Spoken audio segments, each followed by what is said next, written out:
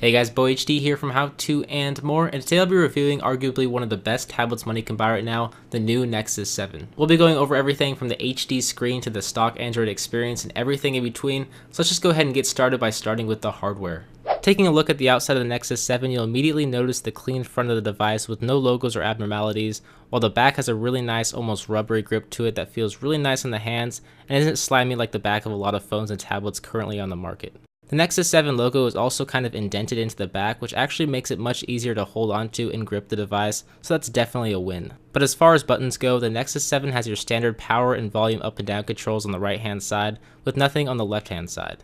Up top lies your standard 3.5mm headphone jack, while the bottom holds your micro USB plug. On the front of the Nexus 7, you'll find the ambient light sensor and 1.2 megapixel front-facing camera, along with the notification light down below at the bottom of this tablet instead of at the top like most other Android devices. If we flip this tab over, you'll find the 5 megapixel camera on the back in the upper left-hand corner with the Nexus and Asus branding down below. Now this button layout is pretty standard for most Android devices on the market, so you really shouldn't have any problem finding everything you're looking for when you're using the Nexus 7.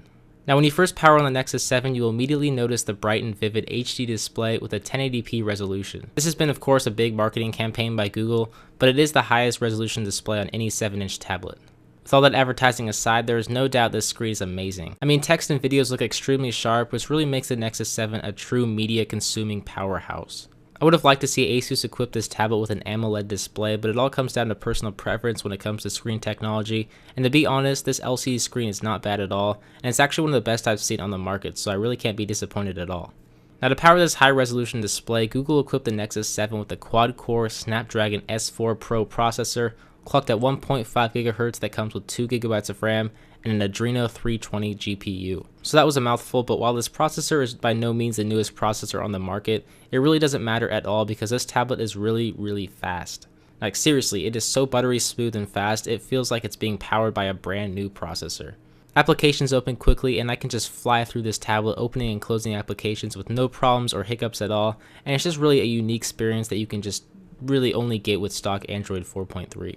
And keep in mind, I say this because I've used the HTC One and Galaxy S4 and various other new devices, and while they are definitely fast, they don't feel as smooth as a Nexus product. And I will note that this is my first Nexus device, and it is running Android 4.3 Jelly Bean, but I'm still blown away by how fast this tablet performs compared to many other higher spec devices. So basically, if you are an Android fan and have not used a Nexus product, you really need to, because the experience is like none other, and even from someone who has used CyanogenMod to try and replicate that stock Android feel, it just doesn't come close to the true stock Android experience. So I could talk about this OS all day, but I want to take a look at the camera because this is a new add-on over the previous generation. Now the Nexus 7 is equipped with a 5 megapixel camera, and while this is among the lower megapixel camera sensors on most devices, the camera quality is decent, it's not bad at all. It'll definitely be able to handle all your picture taking needs, and it's nice to have because you never know when you'll need to scan a barcode or take a picture when you don't have your phone around.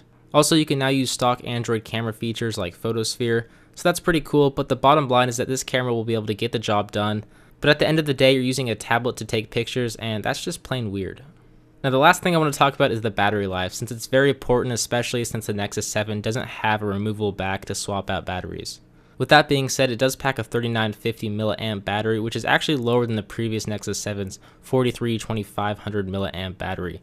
While this seems disappointing, it still gets you about 2.5 days of moderate use, as the new version of Android 4.3 dramatically improves battery life. For example, the standby time is so good that if I put the Nexus 7 to sleep before I go to bed, I can wake up the next day with only 1% of the battery drained. So for this reason alone, I can say the battery life is solid and should really be no problem getting you around 8 hours of heavy use. Now to wrap up this review, there's only one thing I haven't talked about yet, and that is arguably one of the best features, which is the $229 price tag. This price paired with the fast processor, amazing display, and the buttery smoothness of Android 4.3 just makes this the best tablet money can buy right now. When people ask me about other tablets such as the Samsung Galaxy Tab 3 8.0, which I recently reviewed, I just find it so hard to recommend any other tablet that's not the Nexus 7 just because it's so much cheaper than most other tablets and the experience is just unrivaled. But this is of course my opinion, so I want to ask you guys, what do you think of the new Nexus 7?